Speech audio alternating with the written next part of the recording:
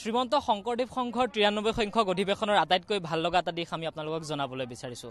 এই শ্ৰীমন্ত শংকৰদেৱ সংঘৰ যি বাকৰি, এই বাকৰিত আটাইতকৈ ভাল লগা কথাটোৱে হৈছে যে হিন্দু আৰু মুছলিমৰ মাজৰ যি সমন্বয়ৰ এক যাত্ৰা, গুৰুজনাৰ কৃষ্টি সংস্কৃতি সকলোকে আগবঢ়াই নিয়াৰ কাৰণে যি সমন্বয় যাত্ৰা, সেই যাত্ৰা আগবঢ়োৱাত বিশেষ পদক্ষেপ গ্ৰহণ কৰিছে এজন ইছলাম ধৰ্মাৱলম্বী লোকে। আৰু তেওঁ মোৰ লগত বৰ্তমান আছে, আমি জনাম তেওঁ কিয় বিশেষ। শ্ৰীমন্ত শংকৰদেৱ সংঘৰ এই ৯৩ সংখ্যক অধিৱেশনৰ যিটো লাইখুটা স্থাপন কৰা হৈছে, সেই ভূমিখিনি বা সেই মাটিখিনি তেখেতৰ এজন ইছলাম ধৰ্মাৱলম্বী লোকৰ। তাৰ সমান্তৰালকৈ প্ৰায় ১০ বিঘা মাটিৰ থকা এই অঞ্চলটো, যিটো অঞ্চল আমি আপোনালোকক এই দেখুৱাইছোঁ, ইয়াত প্ৰায় ১০ বিঘা মাটিৰ এই এৰিয়াটোৰ তেওঁৰ হয়। আৰু তেওঁ কেনেধৰণে এইসমূহ আগবঢ়াইছে যে শ্ৰীমন্ত শংকৰদেৱ সংঘলৈ আমি কথা পাতিম। এয়া মোৰ লগত আছে বুবুল আহমেদ, মই কথা পাতিম।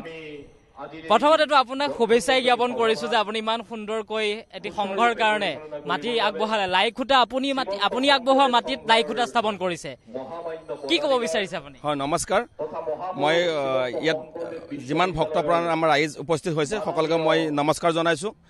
মই যেতিয়া আমাৰ ইয়াতে মৰাণজানা হাতীখোলা পথাৰত আমাৰ শ্ৰীমন্ত শংকৰদেৱ সংঘৰ ৯৩ সংখ্যক অধিৱেশন ইয়াত স্থাপিত হ'ব বুলি গম পাইছিলোঁ, তেতিয়াৰ পৰা বহুত আনন্দত আত্মহাৰা হৈ আছিলোঁ।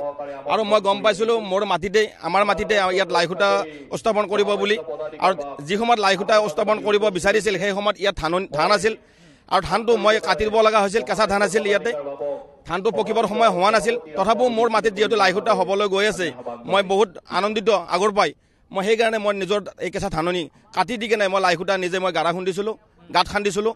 সেইটো কথা মোৰ আজি মই আনন্দ অনুভৱ কৰোঁ। আৰু মোৰ মোটামুটি ইয়াত ১০ বিঘা মাটি মই এই ভক্তপ্ৰাণৰ ৰাইজৰ কাৰণে মই সুবিধা কৰি দিছোঁ। এইখিনি মোৰ ক'ব লগা। এই মাটিখিনি একেবাৰে আপুনি দি দিয়া নিচিনা হৈছে নেকি? হ'ব, যদি বিচাৰে মইতো দিবই লাগিব। কাৰণ মই প্ৰথমৰ পৰাই বিচাৰি আছিলোঁ ইয়াত অধিৱেশন হওক আৰু সুন্দৰভাৱে হওক। আমি ইয়াৰ পৰা যেন আমি এটা সুন্দৰ বাৰ্তা দিব পাৰোঁ। আমাৰ যিটো সমন্বয়ৰ যিটো যাত্ৰা, আমি সেইটো জানো ইয়াৰ পৰা দিব বিচাৰোঁ। আজি শ্ৰীমন্ত শংকৰদেৱ সংঘৰ যিটো এটা মূল কথা, আমি হিন্দু মুছলমান আমি সকলোৱে মিল হৈ আমি এই অধিৱেশনখন সদায় দিন ৰাত অহৰহ চেষ্টা কৰি আহিছোঁ এটা সুন্দৰ পৰিৱেশ কৰাৰ কাৰণে। আৰু তাৰ কাৰণেই আৰু যি কৰিব লাগে সেইখিনি কৰাৰ কাৰণে মই প্ৰস্তুত। আৰু মোৰ মই ব্যৱসায় কৰোঁ। ব্যৱসায়ৰ জৰিয়তে মোৰ গাড়ী আছিল, গাড়ীকেইখন মই ইয়াতে বিনা পইচাই মই দি দিছোঁ। আজি মোৰ গাড়ী ইয়াত চলি আছে। আমাৰ ভক্তপ্ৰাণ ৰাইজক অনা নিয়াৰ কাৰণে হওক, মোৰ ৪খন গাড়ী মই ইয়াত দি দিছোঁ, বিনা পইচাই দি দিছোঁ। মই একো লোৱা নাই, তেলো ভৰোৱা নাই, মই আনকি ড্ৰাইভাৰৰ পইচা লোৱা নাই, মই বিনা পইচাই দি দিছোঁ। আপুনি বহুত কথাই কৈছে, বহুত কথাই শুনি মনটো অলপ ভাল লাগিছে। মই কি ক'ম আপোনাক এইটো ভাবিব পৰা নাই, কাৰণ ইমান এটা অনুদান বুলিয়ে কৈছোঁ, ইমান এটা বৃহৎ পদক্ষেপ আপোনাৰ, কেনেকৈ ইমান সাহস আহিছে? হয়, মই আৰু এটা কথা ক'ব আপোনালোকক পাহৰি গৈছিলোঁ। মাজতে আমাৰ যেতিয়া ইয়াত কাম চলি আছিল, আমাৰ শ্ৰমদান কৰিব অহা মানুহক মিনিমাম ২০০০ মানুহক মই এটা ৰবিবাৰত মই খানা মই ইয়াত দিছিলোঁ। মই সেইখিনি কৰি মোৰ বহুত ভাল লাগিছিল। ২টা দিনৰ কাৰণে তেওঁলোকক আহাৰ যোগান ধৰিছিলোঁ। সেইটো কৰি কিনে মোৰ বহুত ভাল লাগিছিল। আৰু মই মানুহ হিচাপত মানুহৰ কাৰণে কিবা এটা কৰাৰ কাৰণে মই সদায় চেষ্টা কৰোঁ। মোৰ এইখিনিয়ে আৰু এটা কথা আমি গম পাইছিলোঁ, প্ৰিয় দৰ্শক, আমি আৰু এটা কথা গম পাইছিলোঁ, তেওঁৰ যি ধৰণে কাম কৰি আছিলে। যেতিয়া লাইখুটা স্থাপন কৰিবলৈ বহুত সংখ্যক ব্যক্তি আহিছিলে, বহু ব্যক্তি আচলতে প্ৰায় ১০,০০০ মান ব্যক্তি আহিছিলে, উভতি যাবলৈ লৈছিলে, তেওঁলোকৰ ভূমি কিছু নাপাব বুলি তেনেকুৱা ধৰণৰ এটা কথা হৈছিলে। উভতি যাবলৈ বিচৰা সময়কণত এইগৰাকী বুবুল আহমেদে তেওঁলোকক উভতাই আনি কৈছিল যে মই মাতি দিম, হয়নে কথাটো? হয়, ইয়াত যেতিয়া ধাননি আছিল তেতিয়া তেখেতসকলে চিন্তিত হৈছিল, কেঁচা ধান কাটি কেনেকৈ আপোনাৰ লাইখুটা স্থাপন কৰিব। মই কৈছোঁ ধান নষ্ট হ'ব, মোৰ হ'ব, টেনশ্যন ল'ব নালাগে, আপোনালোকে ধান কাটি দিয়ক, দি কিনে আপোনালোকৰ মোৰ মাটিতে লাইখুটা হ'ব লাগিব। সেইটো মই দাবী কৰিছিলোঁ। আৰু সেইমতে তেখেতসকলে উভতি আহি ইয়াতে লাইখুটা স্থাপন কৰিছিল। সেইটোৱে কথা। বুবুল আহমেদৰ ঘৰ ক'ত?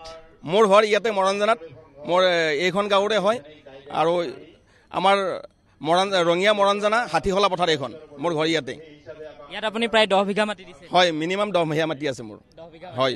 যদি এই পথাৰখন বিচাৰে তেতিয়াহ'লে আপুনি একেবাৰে দি দিবৰ কাৰণে একদম নিশ্চিত। যদি চৰকাৰে বা আমাৰ অধিৱেশনে যদি বিচাৰে, মই একদম ৰেডি আছোঁ, এনি টাইম ৰেডি আছোঁ, দি দিব পাৰিম, একো কথা নাই। আৰু এটা কথা আমি গম পাইছিলোঁ, এগৰাকী ব্যক্তি কেৱল শংকৰদেৱ সংঘৰ অধিৱেশন বুলিয়েই নহয়, এই অঞ্চলটো বা অসমৰ বিভিন্ন চুকে কোণে বিভিন্ন সামাজিক কামত আগবাঢ়ি থাকে, বহুতকে সহায়ৰ হাত তেওঁ আগবঢ়ায়। কথাটো কিমান সঁচা? একেবাৰে সঁচা কথা।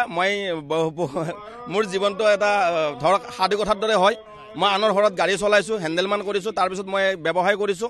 আৰু তাৰ জৰিয়তে মই মানুহৰ তাৰমানে দুখ সহ্য কৰিব নোৱাৰোঁ।